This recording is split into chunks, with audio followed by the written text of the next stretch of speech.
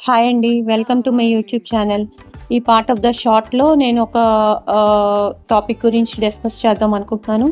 ఇప్పుడు అందరూ చెప్తున్నారు కదా గట్ మైక్రోబయోమ్. గట్ మైక్రోబయోమ్ అంటే మన పొట్టలో ఉన్న, పేగుల్లో ఉన్న బ్యాక్టీరియా, వైరస్ అండ్ ఫంగై. కొన్ని trillions of bacteria, virus and fungi ఉంటాయి.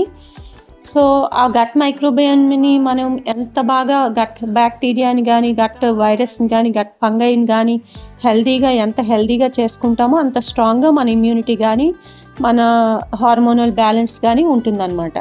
సో నేను ఒక 20 ప్రాక్టికల్ వేస్ చెప్తాను గట్ మైక్రోబయోమ్ని మెయింటైన్ చేసుకోవడానికి.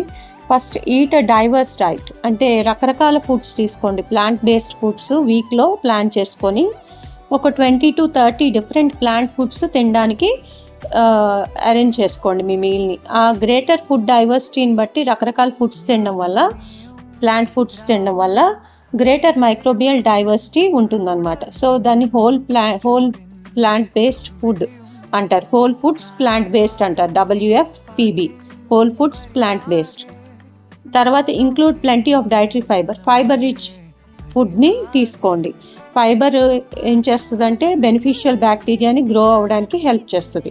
ఈ ఫైబర్ రిచ్ ఫుడ్ ఎందులో ఉంటుంది? హోల్ గ్రెయిన్స్లో ఉంటుంది, వెజిటబుల్స్లో ఉంటాయి, ఫ్రూట్స్లో ఉంటాయి, లెగ్యూమ్స్లో ఉంటాయి, నట్స్లో ఉంటాయి, సీడ్స్లో ఉంటుంది. సో డైటరీ ఫైబర్ని ఇంక్లూడ్ చేసుకోండి.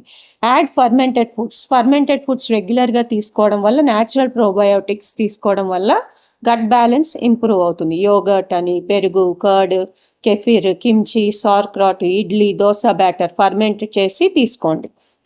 నెక్స్ట్, అవాయిడ్ అన్నెసరీ యాంటీబయాటిక్స్ ఎక్కువ తీసుకోవడం వల్ల బెనిఫిషియల్ బ్యాక్టీరియా చచ్చిపోతాయి.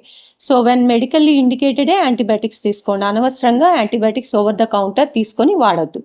Use probiotics judiciously. డైరియా అప్పుడు, IBS ఉన్న ప్రోబయోటిక్స్ ఎలా వాడుకోవాలో చూసుకొని దాన్ని బట్టి స్ట్రెయిన్ స్పెసిఫిక్గా ప్రోబయోటిక్స్ తీసుకోండి. అవసరం లేకపోయినా ప్రోబయోటిక్స్ తీసుకోకూడదు. ప్రీబయోటిక్ ఫుడ్స్ని ఇంక్లూడ్ చేసుకోండి. Garlic, onion, leeks, banana, oats, chicory root ఇలాంటివి ప్రీబయోటిక్స్ తీసుకుంటే గట్ హెల్త్ ఎన్హాన్స్ అవుతుంది. అల్ట్రా ప్రాసెస్డ్ ఫుడ్స్ని లిమిట్ చేసుకోండి. అంటే ప్రిజర్వేటివ్స్ ఉన్న ఫుడ్స్, ఎమల్సిఫైయర్స్ ఉన్న ఫుడ్స్, ఎడిటివ్స్ ఉన్న ఫుడ్స్, అవి మైక్రోబియల్ డైవర్సిటీని, గట్ మైక్రోబయోమ్ని హార్మ్ చేస్తాయి. So ultra processed foods, biscuits, snacks, deep fried foods, junk foods, burgers, pizzas avoid చేయండి యాజ్ పాసిబుల్.